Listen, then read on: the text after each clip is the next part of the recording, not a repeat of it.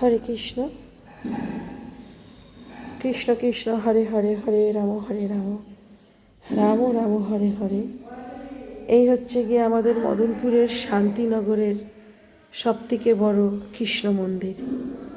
তাই আমি তো দর্শন করলাম, আপনাদেরকেও দর্শন করলাম।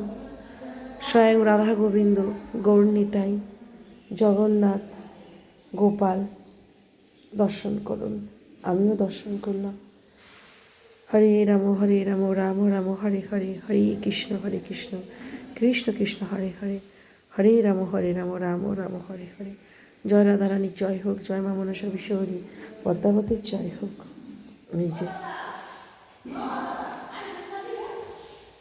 এই যে মন্দিরটা, এই কীর্তন হওয়ার সময় চলে আসলো।